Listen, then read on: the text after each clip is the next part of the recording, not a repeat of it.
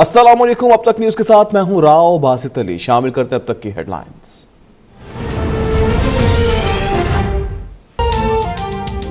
वज़ीर-ए-आज़म इमरान खान ने सियासी कमेटी का इजलास आज फिर तलब कर लिया। इजलास में सिंध हाउस वाक़या और मुनहरिफ अराकीन से मुतल्लिक रेफरेंस पर मुशावरत की जाएगी।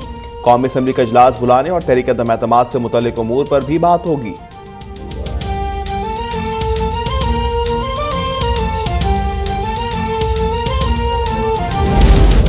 विफाकी हुकूमत का मुनहरिफ अरकान असम्बली को शोकास नोटिस देने का इम्कान। विफाकी वजीर शाह महमूद कुरैशी की बागी अरकान से फैसले पर नजरसानी की दरख्वास्त। कहा, बिलावल भुट्टो और सईद गनी परेशान ना हो। सिंध में गवर्नर राज लगाने का ऑप्शन मौजूद है, लेकिन फिलहाल इरादा नहीं। ये भी वाज़ेह कर दिया इत्तेहादी हुकूमत के साथ है।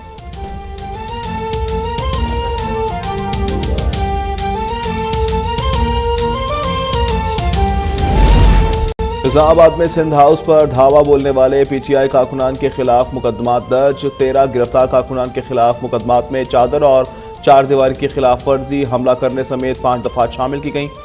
पुलिस की किसी भी कारकुन को रिहा किए जाने की खबरों की तरदीद। सिंध हाउस के बाहर बागी अरकान के खिलाफ मुजाहरा करने वाले कारकुनान ने सिंध हाउस का गेट तोड़ा और अंदर जाकर नारेबाजी की थी।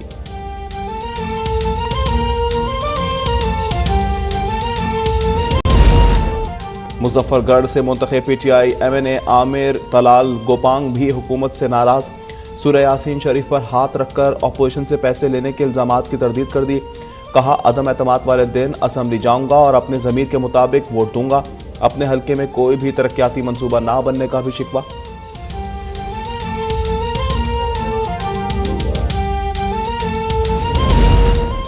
Chairman Peoples Party Bilawal Bhutto ने सिंध हाउस पर PTI कारकुनान के धावे को दहशतगर्दी पर मबनी कार्रवाई करार दे दिया। जत्थों के रेड जोन में वाक़े सिंध हाउस पहुंचने पर सवालात भी उठा दिए। बिलावल भुट्टो ने वाक़े के रद्दअमल में कहा, इस तरह के इक़दामात से 172 अफराद की हिमायत हासिल नहीं हो जाएगी। साबिक सदर आसिफ अली ज़रदारी बोले कि सिंध हाउस पर लश्करकशी नाकाबिले बर्दाश्त है। इमरान खान ने पाकिस्तान के वफाकी तशक्कुस को ठेस पहुँचाई।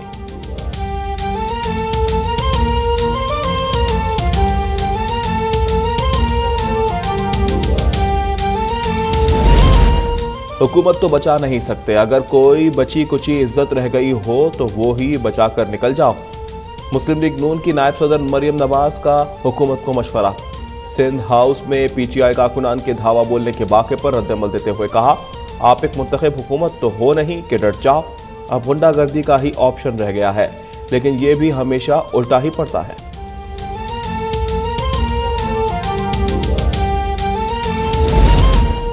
अटॉर्नी जनरल खालिद जावेद का हॉर्स ट्रेडिंग के खिलाफ सदारती रेफरेंस लाने का ऐलान। कहा, सदारती रेफरेंस जल्द लाया जाएगा।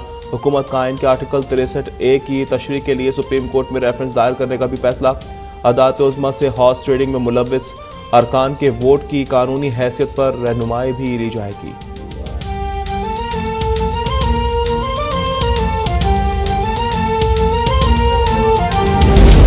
सिंध हाउस पर PTI कारकुनान की चढ़ाई के बाद जहांगीर तरीन ग्रुप भी सरगर्म हो गया। ग्रुप ने लाहौर में अहम बैठक सजा ली। बरतानिया में मुकीम जहांगीर तरीन का शुरा से टेलीफोन पर राब्ता। सियासी सूरत हाल पर बड़ी पेशरफ्त का इंदिया दिया। ग्रुप के अरकान को हर हाल में मुत्तहिद रहने की ताकीद की। हुकूमती शख्सियात से राब्ता जहांगीर तरीन की इजाज़त से मशरूत करा।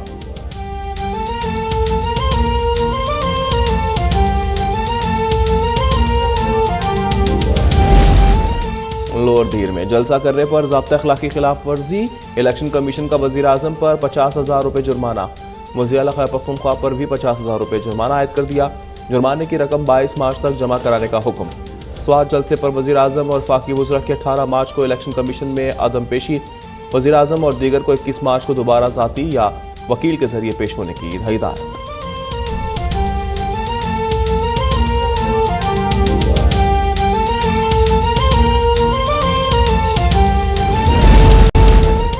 मुल्क में कोरोना से मजीद 2 अफराद इंतकाल कर गए। 24 घंटों में 483 नए केसेस की तस्दीक। मस्बत केसेस की शरह 1.2% रही। गुज़िश्ता रोज़ 39,067 टेस्ट किए गए। मुख्तलिफ अस्पतालों में दाखिल कोरोना के 503 मरीजों की हालत नाजुक करार।